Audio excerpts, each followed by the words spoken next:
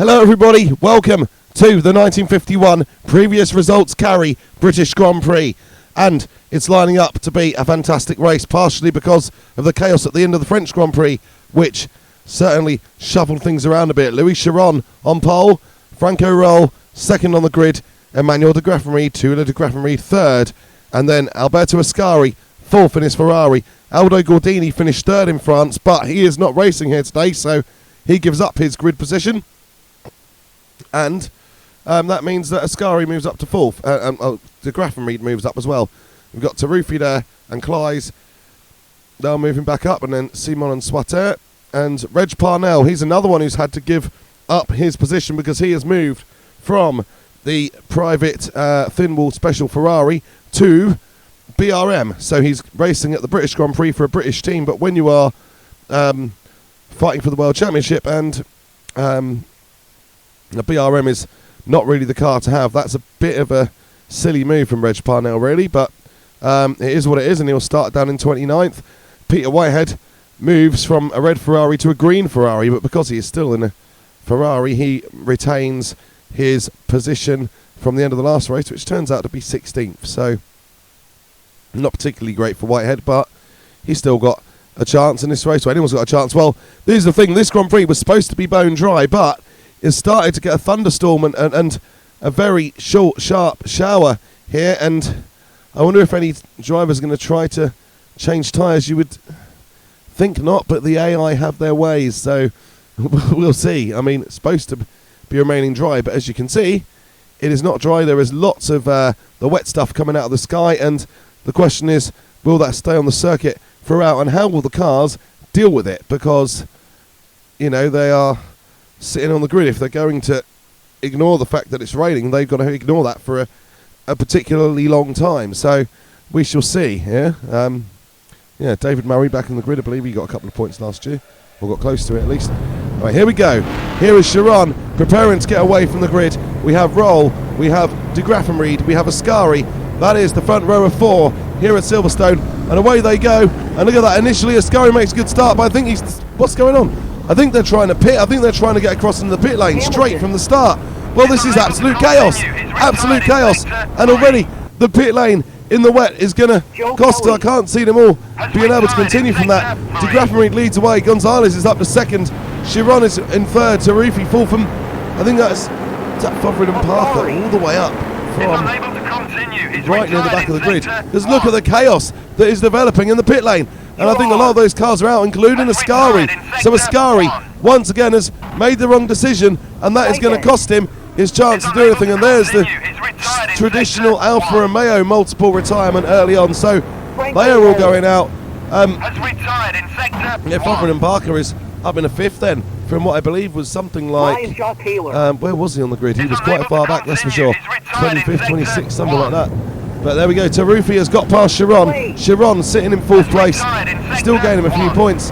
And with the attrition rate already as high as it is, that's something. And Bonetto hoping to maybe get Alpha's first points. He's right behind Fovrid and Parker, but he has had enough. He continues. Bonetto has been the Alpha driver who's looked, I think, most solid this year. That's not saying a lot by their standards because their cars aren't solid, but Bonetto trying there, but not succeeding. And we've got de Graffenried getting away in these wet conditions in his Maserati. A great chance for the former Alfa Romeo driver to get a win here for Maserati. And although Gonzalez, that Ferrari will be quick, especially if it dries. At the moment it's not drying, and Gonzalez is a safe distance behind de Graffenried, and I think de Graffenried maybe even pulling away slightly. Taruffi in third as well. So it's the Maserati in the lead, and then two Ferraris behind him. And then the talbot of Chiron still currently sitting in fourth place. So there is Chiron. And what we're seeing behind is Fovrid and Parker still. Bonetto is that's going to be out of the race. That's not like his earlier spin. That is a proper upside down moment. And Bonetto out of the Grand Prix. Gonzalez, you can see, is starting to catch de Graffenried, and Taruffi is going along with him. Gonzalez pulling Taruffi along with him. So two Ferraris still very much in contention in this Grand Prix. Ascari might have gone out at the start.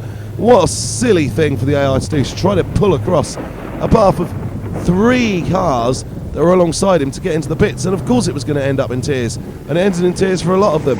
You can see there's already a lot of cars retired, and the guys who are still racing thinking better of going into the pits at the moment, and that is the truth, because otherwise we're going to see another situation like France. And that's Fagioli off. He was still running on the Alfa Romeo, the world champion. No points for him at all this year, and it's going to be the same again. That's probably the highest he's run since the opening race, to be honest. And that's a shame. Senesi off as well. But Fagioli now out of the race. So traditional for Alfa Romeo, not getting very far at all.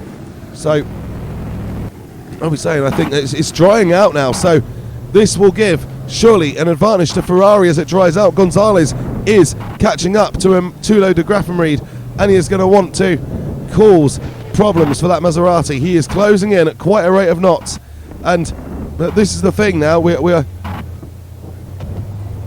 just waiting to see how this develops. Gonzalez really is closing in at a rate of knots now. He won the 1951 British Grand Prix in real life, and I think it very well may happen that he's going to do it in this series as well, because Gonzalez really closing in to toulodegraffenried. The track has dried out. There is nothing to stop that Ferrari showing exactly what it can do, and that is what Gonzalez is seeking to do right now. Already in the pits. Oh, we can hear Ferrari are out in the pits. I hope that's not for Gonzalez, because that will rob us of a fantastic race, because that's going to be the AI surely not being able to get out of the pits again. We're going to see, we could see, I hope we don't, but we could see a situation like France where everybody retires at the end of the second lap again.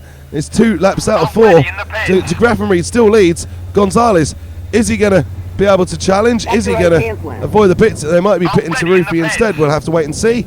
But de Graffenried continues to lead the race. And then they've got Gonzalez from Taruffi still. Gonzalez a little bit wide there, but I'm sure he can deal with that okay. There's Chiron in 4th, I think. He might be due to pit as well. And that is Gonzalez. He is pitting. He's taking it very easy because he doesn't want to end up. But that's thrown away any chance of the victory. Gonzalez goes in and Taruffi goes in behind him. And oh, there we go. Bangs his teammate. If Gonzalez could have continued, he won't continue now. Not facing him in that angle. Is running third. So that's going to be Gonzalez up. Taruffi up in a second, but will he finish the race? And Chiron pitting as well. So second, third and fourth, all in the pits. We thought they'd learn the lesson by staying out, but they haven't stayed out, and I think they're all going to be out. Well, Chiron has actually got a pit crew out, so he might actually be alright. He might get out of the pits again. And let's watch Chiron's pit stop, because he could come out away in the net second place, and this would put him right in the championship scenario. Is he going to survive that pit stop? Well, here comes his teammate. Is his teammate going to blow it? I don't know. He's gone past. It looks like Chiron's just retired, actually. In spite of that, so they did all the pits. Everything was looking good. Chiron had space to get out, and then he retired. So, well, there's that. Now, that's regparnell, and he's not classified. He's apparently running ahead of everybody or behind everybody. But I think it might be that little black flag in the corner. Parnell might have been disqualified. I've never known a situation before when an AI car gets disqualified, but Parnell is still running. He's not pulling into the pits. So, well, we'll have to assume that he might be in the race still. I don't know.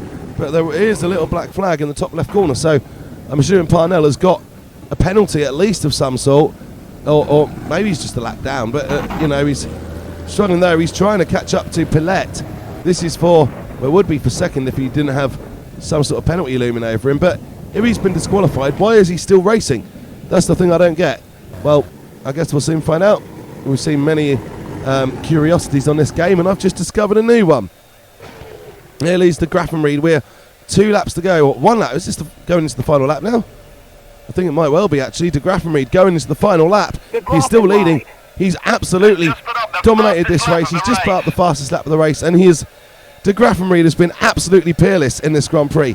Absolutely fantastic, and still running the only sort of front-running driver with no issues. Pilette has latched on greatly to everybody else's problems, gratefully, sorry. And Pilette is running in second place quite nicely, but he has got regparnell up behind him. And although this isn't a battle for position, it might be something nice to watch, because there's only, I think, 4 runners left, plus Parnell in this Grand Prix.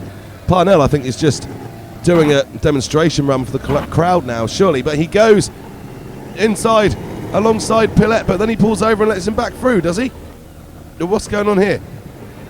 This must just be showcasing for the crowd, because there's only 5 cars left. We've got to have some form of entertainment. I don't think the Simca Cordinis are going to race each other. I think they're just going to maintain and try to hold on to that third and fourth. They're actually having a very good race here, but Parnell zooms back past Pilette as well. He's clearly quick. This is the thing that'll be frustrating for Reg Parnell. Now, I'm not sure if he lost the lap or if he would genuinely have that position had it not been for his black flag, but Parnell, you'd have to assume, would be battling for second place in this race, and if he gets it and he's got the pace to get it, that would have put him level on points with Franco Rol at the top of the championship. So whatever Parnell has done, it's a serious own goal. First of all, he moved to BRM, the waves parted and the opportunity presented itself for Parnell to finish well, but a careless moment of carelessness has cost him very much so there, and so Parnell will not be getting any points, even though he is fighting over second place on the road. But here goes de Graffenried. He's not got far to go now.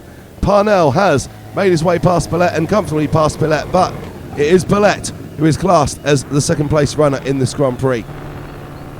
And I do believe, very much looking through, that there is definitely only 4 runners plus Parnell. De Graffenried wins the British Grand Prix. What a great way, and it's the second consecutive win in Silverstone for Maserati, with Chiron winning it last year for them. Toulouse de Graffenried wins the British Grand Prix. An absolutely fantastic display of dominance. He was under pressure from Froliangonzalez and pierotaruffi early in the race, but Ferrari's strategy decision, where have we heard that before? Ferrari's strategy decision meant that de Graffenried after that was unopposed in the second half of the race.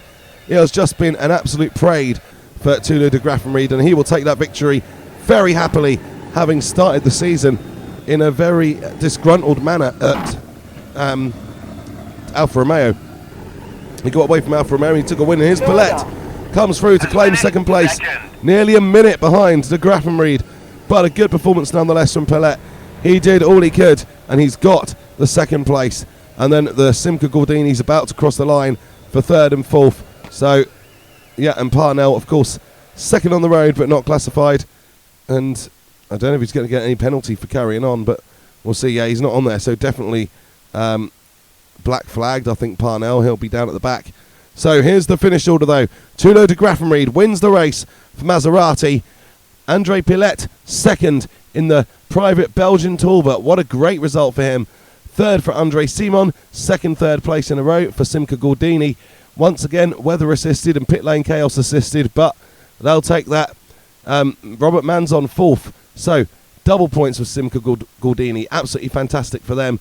And then Philippe Atansalon, he was the last driver to retire, so that that gifts him fifth place basically. So Atansalon will get to take home a couple of points despite not making the finish of the Grand Prix.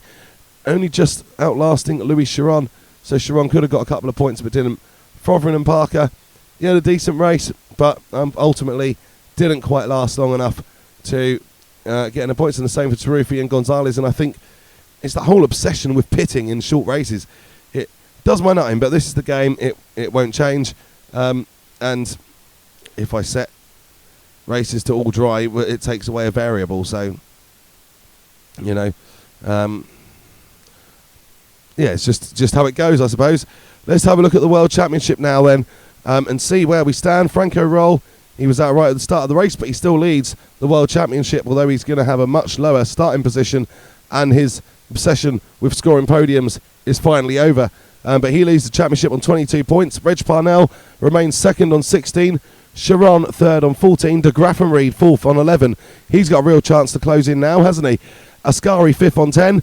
Bad decisions from Ascari, meaning that he is not closer. He should be leading that championship, to be honest. The car's got the pace, but not had the wits about them. And then Fisher on 7 behind. Ferrari 37, Maserati 24, OSCA 22, Talbot 21, and Simca Gordini 11 in the constructors. Thank you very much for watching. Please like and subscribe and ring the bell for notifications, and we'll see you soon. Take care.